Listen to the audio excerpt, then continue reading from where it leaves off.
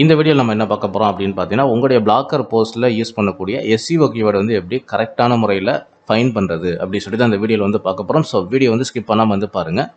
So இப்போ வந்து பார்த்தீங்கன்னா, நான் வந்து சிக்கன் பிரியாணி அப்படிங்கிற இந்த கீவேர்டு வந்து சர்ச் பண்ணியிருக்கேன். இதோடைய சர்ச் வால்யூம் பார்த்தீங்கன்னா $1,65,000 வந்து சிபிசி ரேட் வந்து காட்டுது. ஸோ இந்த மாதிரி நீங்கள் தேடக்கூடிய ஒவ்வொரு கீவேர்டுக்கும் சர்ச் வால்யூம் காட்டணும் அப்படின்னா கீவேர்ட் சர்ஃபர் அப்படின்னு சொல்லிட்டு இந்த எக்ஸ்டென்ஷனை உங்களுடைய குரோம் ப்ரௌசரில் வந்து இன்ஸ்டால் பண்ணிக்கிங்க. ஸோ இன்ஸ்டால் பண்ணதுக்கப்புறம் நீங்கள் தேடக்கூடிய ஒவ்வொரு கீவேர்டுக்கும் அதோடைய சர்ச் வால்யூம் எவ்வளவு, சிபிசி ரேட் எவ்வளோ அப்படின்னு சொல்லிட்டு உங்களுக்கு வந்து காட்டும். புரியுதுங்களா? இப்போ வந்து பார்த்தீங்கன்னா, இந்த சிக்கன் பிரியாணி அப்படிங்கிற இந்த கீவேர்டுக்கு வந்து 1,65,000 சர்ச் வால்யூம் இருக்குது. ஸோ அதை வந்து நான் ஒரு நோட் பேடில் வந்து நான் காப்பி பண்ணி வச்சுக்கிறேன். ஸோ 1,65,000 வந்து சர்ச் வால்யூம் வந்து இருக்குது. ஓகே. ஸோ அடுத்து வந்து பார்த்தீங்கன்னா, நான் வந்து எக் பிரியாணி அப்படின்னு சொல்லிட்டு இந்த கீவேர்டு வந்து சர்ச் பண்ணுறேன். இதற்குண்டான சர்ச் வால்யூம் பார்த்தீங்கன்னா 27,100, சிபிசி ரேட் வந்து பார்த்தீங்கன்னா 0.36. புரியுதுங்களா? ஸோ இதனுடைய கீவேர்டை நான் வந்து காப்பி பண்ணி ஒரு நோட் பேடில் நான் வச்சுக்கிறேன். இதனுடைய சர்ச் வால்யூம் பார்த்தீங்கன்னா உங்களுக்கு வந்து 27,100 வந்து காட்டுது. ஓகே. இந்த ரெண்டு கீவேர்டில் வந்து பார்த்தீங்கன்னா, எந்த கீவேர்டு எடுத்து உங்களுடைய பிளாக்கருக்கு நீங்கள் கண்டென்ட் போடுவீங்க?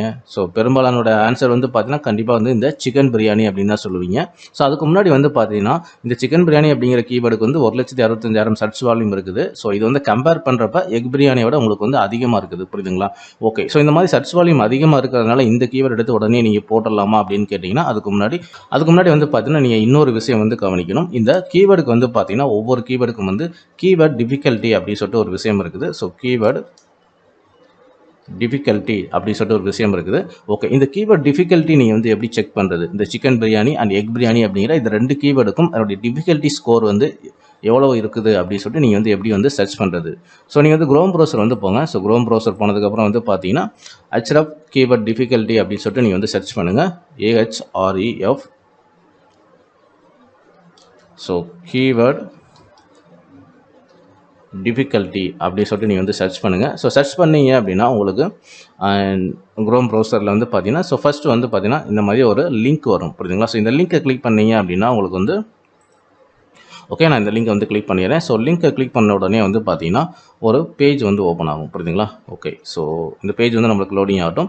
இதில் வந்து பாருங்கள், என்டர் கீவேர்டு அப்படிங்கிற இடத்துல வந்து பார்த்தீங்கன்னா உங்களுக்கு தேவையான கீவேர்டை வந்து இந்த இடத்துல காப்பி பண்ணி பேஸ்ட் பண்ணிடுங்க. அண்ட் மறக்காமல் வந்து பார்த்தீங்கன்னா இதில் நீங்கள் எந்த கண்ட்ரியில் இருக்கீங்களோ அந்த கண்ட்ரியை நீங்கள் செலக்ட் பண்ணிக்கிங்க. ஸோ இங்கே வந்து நான் வந்து இந்தியா அப்படின்னு சொல்லிட்டு நான் வந்து செலக்ட் பண்ணிடுறேன். புரியுதுங்களா? ஓகே. ஸோ இந்த மாதிரி பார்த்தீங்கன்னா egg biryani and chicken biryani, so இந்த ரெண்டுக்குமே வந்து எவ்வளோ கீவேர்ட் டிஃபிகல்ட்டி ஸ்கோர் இருக்குது அப்படின்னு பார்த்தீங்கன்னா, ஸோ சிக்கன் பிரியாணி அப்படிங்கிற இந்த கீவேர்டு வந்து நம்ம போட்டு சர்ச் பண்ணும்போது 41 வந்து இருக்குது. ஸோ இதுலேயே வந்து பாருங்கள், உங்களுக்கு வந்து என்னுடைய டிஃபிகல்ட்டி ஸ்கோர் வந்து பார்த்தீங்கன்னா 41. இது வந்து ஹார்ட். ஸோ இந்த கீவேர்டு வந்து உங்களுக்கு ரேங்க் ஆகிறதுக்கு கொஞ்சம் ஹார்டாக இருக்கும் அப்படின்னு சொல்லிட்டு சொல்லியிருக்கிறாங்க. புரியுதுங்களா?